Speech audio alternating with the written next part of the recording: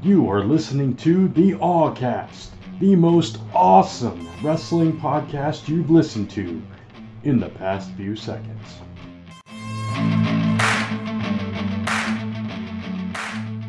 Hello, my awesome friends, and welcome to Aftershock Wrestling Entertainment Podcast, or as I like to call it, the Awcast. I'm Brant, and like you, I'm a wrestling fan. So let's talk about some wrestling.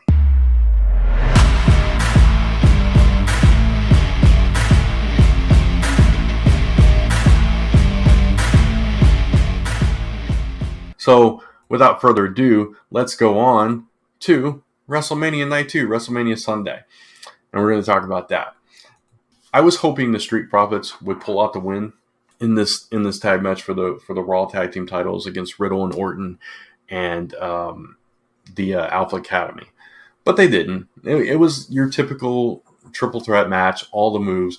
Montez, every time he does that leap over the corner, over the turnbuckle onto the guy, it's just insane to watch, especially when they do that angle where you're looking straight at the turnbuckle and he's flying right at the camera. That dude is inhuman, seriously. The height that he gets on everything is just insane. So, I mean, just really solid match. And then you had that whole bit with Gable Steveson and Chad Gable. I was kind of honestly hoping that he would join Alpha Academy because you can do Gable and Gable, right? But I guess we're going to do Gable and Gable against each other. We'll see what Gable Steveson has to offer in the actual ring. We haven't seen him wrestle yet, so looking forward to that. I did forget to mention, I think on night one, Stephanie came out and introduced him. To start the show on night two, Triple H came out and said thank you, and you're welcome to WrestleMania and all that. So that was good, and then left his boots in the ring, traditional signature move of someone retiring, taking off the boots, and it was kind of sad but understandable, and yeah, it was a cool moment. Didn't take a whole lot of time, didn't take away from the spectacle of everything. Just said thank you and left, and much respect to Triple H for that. So we had Lashley versus Omos, which we will talk about this when we talk about Raw. Interesting things happen. These are two big dudes. As Simon Miller from What Culture would say, these are two meaty men slapping man meat, or however he says it, something to that effect. And that's what this was. This was two big men just throwing each other around. And ultimately, Bobby Lashley got the better of Omos, took him off his feet, speared him down, took him out, even suplexed him at one point, but beat the big man. And proving once again that Bobby Lashley is almighty, right? Knoxville and Zayn, more enjoyable than I thought it would be. This is one of those, and I even walked away and made food during half this match. But this was one of those matches that it's just going to be good celebrity fun, right? And there was a bunch of shenanigans. You had the whole team come out with Knoxville and Wee Man and etc. More butt cheeks than I really wanted to see, but that all that was going on. Giant mouse traps for the win, but it was a fun, entertaining match. I have to say, it was a nice break in the monotony, and then you get into a more serious match with the women's tag team titles as Sasha and Naomi challenge against three other teams. The champs, of course, Queen Zelina and Carmella, the most beautiful woman in all of WWE. As I'm not making fun, I'm trying to mimic, but it was a poor job of doing that. But anyway, also the Queen of Hearts and the Queen of Spades, Natalya and Shayna Baszler, and Rhea Ripley and Liv Morgan. And all these teams are great, right? And, well, Zelina and Carmella, they're not really gelling well. Again, we'll talk about that on Raw, but yeah, Sasha and Naomi pull out the win here with a great-looking double-team finisher where Naomi is holding her opponent upside down by the legs, wheelbarrow style, and Sasha does this rolling thunder type thing and jumps up and does a backstabber, but on the front. So just a kind of a chest breaker, if you will, for the win. They are your new champions. And there was this picture going across Twitter of Naomi and Sasha and Bianca all holding their titles. And that's a really cool moment that of the four major women's titles in WWE, three of them, the two tag titles and the Raw Women's Championship, are held by black women simultaneously, and that's really cool, and that's a great accomplishment. All three of these women are phenomenal athletes. They deserve all these accolades. We know them. Sasha Banks, next level, right? Naomi, underserved, I think. She is so talented in that ring. She's one of my favorites as well. All three of these ladies are my favorites. I would have been happy if Rhea and Liv had won as well. I'm really liking this pairing, which kind of makes me sad coming into Raw. But we'll talk about that again when we get to Raw. And, Natalya and Shayna, that's a team up that I didn't expect, but it makes perfect sense, and I like it. So, moving on. I'm going to skip the next match because I think it is match of the night. Much like Seth and Cody. I will come back to that, but skipping ahead, New Day in a very short match against Rich Holland and Sheamus. The only thing I really want to say about this match is props to Xavier and Kofi for the Big E tribute with the gear. That was cool. Didn't expect that. I didn't know. I was like really curious what they're going to do because New Day always goes big for WrestleMania presentation with their outfits and their entrance, and I didn't know what they were going to do, and they came out with the Big E outfits, and that was cool. That was a really cool tribute, but a really short match. I don't think they got enough time, all four of these guys, or all five if you include Butch. And by the way, the interview with Xavier, I think it was night one pre-show, kickoff show, where he said if Butch gets involved, he'll be done. I love that little nod to Pete Dunne, his former name. But yeah, they just didn't get enough time. But it was fine. It is what it is. But then we have Pat McAfee and Austin Theory. I'm not going to say a whole lot about this, except for Pat McAfee is one of these guys. He comes in from another world, NFL. But this package that they showed before his match, showing his journey and his passion for wrestling, made me a fan of the guy. If I wasn't already, I was already a fan of his commentary. It's so weird because in NXT, I hated the guy, and he was really good at making you hate him. But on SmackDown, as an announcer, he's like one of my favorite announcers in the business. He's so good and so energetic and just unique, right? His delivery. So seeing that package and seeing that this guy is passionate about wrestling, that's like, okay, I believe this now. I believe you. And he gets in there and he shows us that he cares about this. And that leap to the top rope, I mean, that's some next level athleticism. You see people like Shelton Benjamin pull that off. Seth Rollins is another one that does that kind of leap. Don't see that. Kurt Angle used to run up the ropes, but the full leap, the full extension, and getting there and doing that suplex, he showed some real skill here and showed that he really been putting in the work, and I think that's really cool. Gets his revenge on Austin Theory, but then challenges Vince McMahon, and I'm like, where the heck is this going? And it didn't dawn on me at first. And it should have been obvious where this was headed, but obviously Vince McMahon gets in there. He's jaw jacking. He takes his jacket off. Dude's still jacked.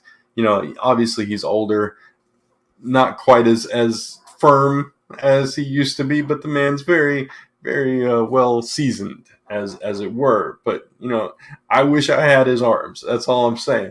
But yeah, so he gets in there. Obviously, Austin Theory gets involved. Vince gets the win. I don't mind it. I don't care about that. I know there's been some hate. Why did Vince McMahon have to pin him? Why do you have to show him up? Whatever.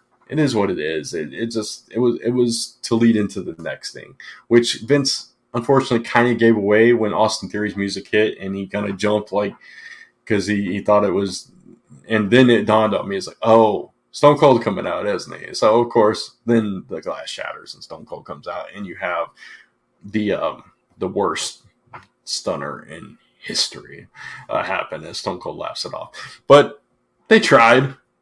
These guys are getting up there. Vince McMahon, again, very well seasoned.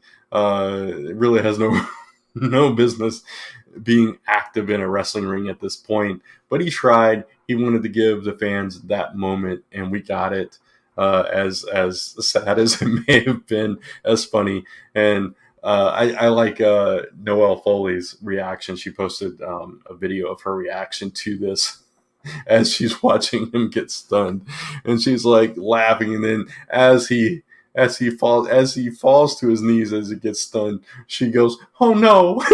Like she felt so bad for the man, and I thought that was hilarious. That was the best reaction to this stunner that I have seen. So that was but it was a moment. It was a WrestleMania moment, and I'm glad it happened. I just hope he's okay.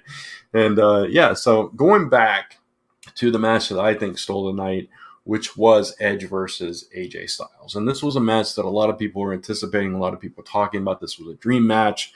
And I compare this directly to Seth versus Cody because the styles, no pun intended, are very similar. So AJ and Seth are very similar in their techniques, their styles. They're more high flying, but they're both strong. They're both well rounded. And then you have Edge and Cody, who are a little bit stronger, a little bit more methodical, but still can pull out all those big moves, those surprising moves that defy their size and speed beyond their bulk and that kind of stuff. Not saying like Edge is a big bulky dude, but they are bigger. Like Edge is like 6'6" or something like that. He's a big dude, but he can fly around when he needs to. But they're more of a traditional, not even traditional, because I don't know how you describe them. They're in a category all of their own, but they're similar.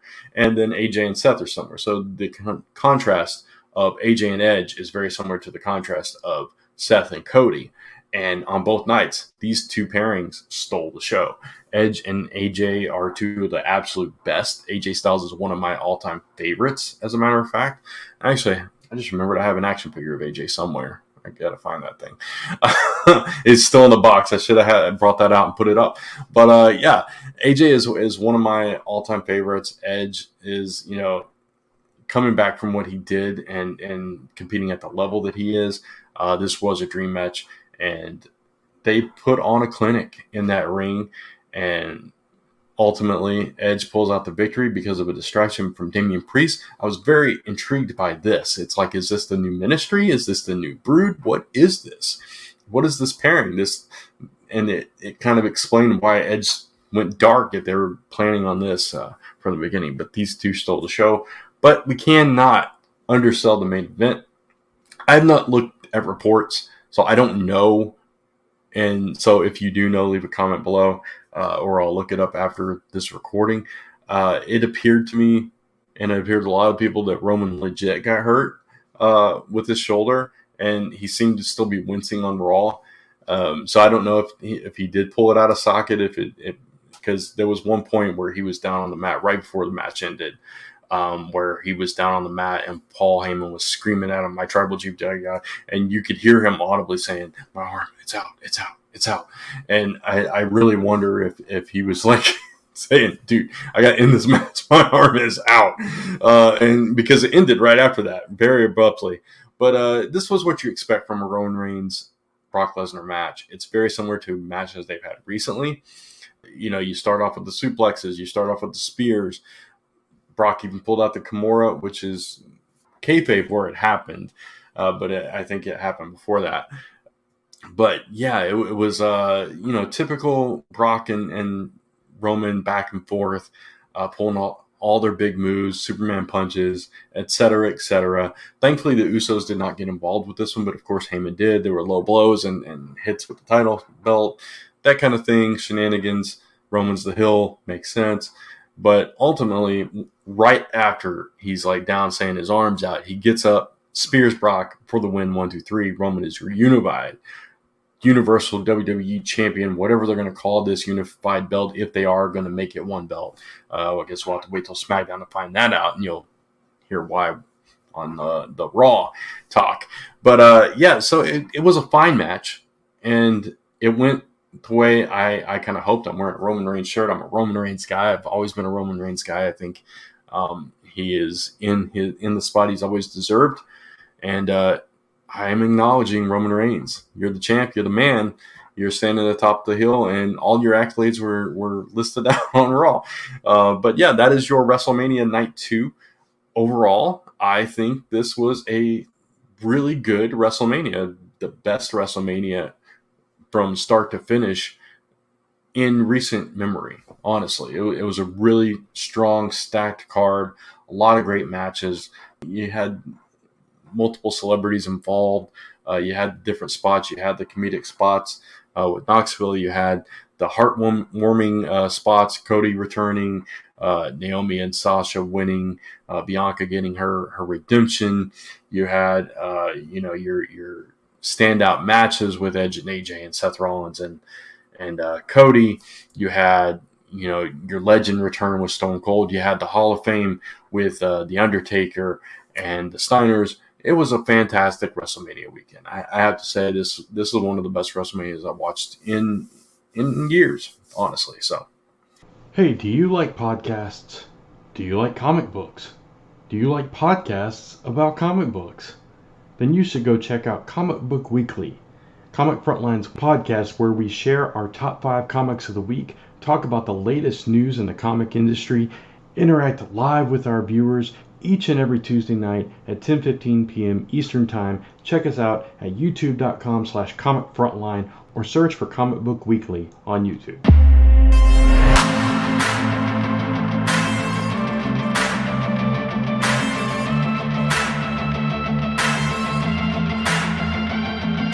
Hey, would you like to get a free comic book based on All Elite Wrestling?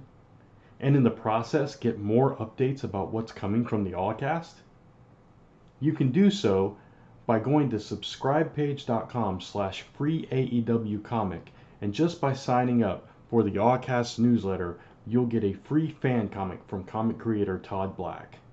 Check it out at subscribepage.com/freeAEWcomic today. hopefully you enjoyed this episode of the Allcast. You can follow social media at the Allcast across Twitter, Instagram, and Facebook for updates on that, or you can check out allpodcast.com, which currently will take you straight to this YouTube channel. Please like, share, and subscribe so you don't miss anything. Hit that notification bell as well. So with that said, until next time, keep watching wrestling. Stay awesome.